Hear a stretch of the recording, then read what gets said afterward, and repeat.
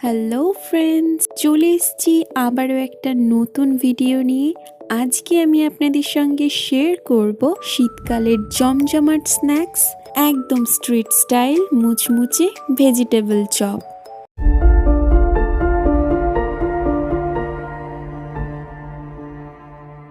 Vegetable চপের জন্য প্রথমেই একটি ভাজা মশলা তৈরি করে নেব। তার জন্য একটি প্যানে নিয়ে নিচ্ছি 1 চা চামচ গোটা ধনে, 1 চা চামচ গোটা জিরে, 1 টুকরো দারচিনি, 4টে এলাচ, 1 চা চামচ গোলমরিচ এবং 1 চা চামচ নুন। সবটা হালকা করে ভেজে নিয়ে মিক্সিতে গুঁড়ো করে নেব।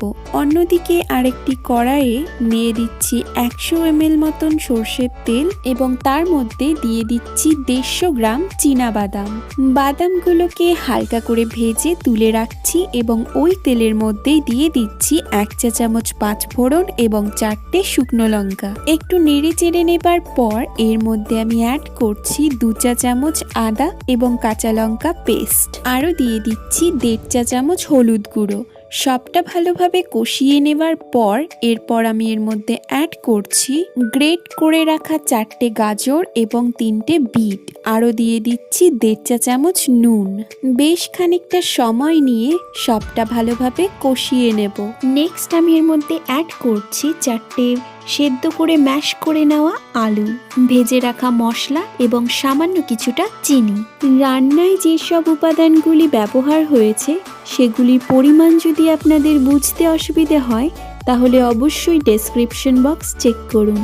বিট এবং গাজরকে ভালোভাবে মশলার সঙ্গে কষে নেওয়ার পর এরপর আমি এতে দিয়ে দিচ্ছি 100 গ্রাম মতো ব্রেড ক্রাম্বস এবং আবারও একবার সবটা ভালোভাবে মিশিয়ে নেব। নেক্সট আমি এর মধ্যে দিয়ে দিচ্ছি ভেজে রাখা বাদাম এবং 4 টেবিল চামচ মতন ধনেপাতা কুচি। চপের মিক্সার কিন্তু আমাদের একদম রেডি।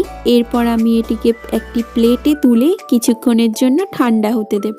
অন্যদিকে আরেকটি পাত্রে বেশ খানিকটা ময়দা নিয়ে তার মধ্যে পরিমাণ মতন জল দিয়ে একটি ঘোল তৈরি করে নেব এবং আরেকটি পাত্রে নিয়ে নিচ্ছি পরিমাণ মতন ব্রেড ক্রাম্বস।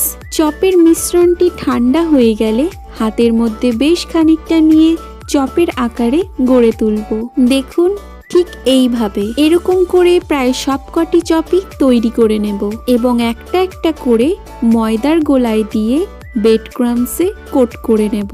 সবগুলো চপ গড়ে নেবার পর নিয়ে নিচ্ছি একটি কড়াই এবং তার মধ্যে দিয়ে দিচ্ছি বেশ খানিকটা রিফাইন্ড অয়েল। তেল গরম হয়ে এলে একে একে চপগুলো তেলের মধ্যে দিয়ে দিচ্ছি এবং খানিকটা সময় নিয়ে চপগুলোকে উল্টে পাল্টে গোল্ডেন করে ফ্রাই করে নেব। তাহলে দেখলেন তো, ভেজিটেবল চপ কিন্তু আমাদের একদম তৈরি। ভিডিওটি ভালো লাগলে অবশ্যই একটি লাইক এবং চ্যানেলটিকে সাবস্ক্রাইব করে দেবেন। ধন্যবাদ।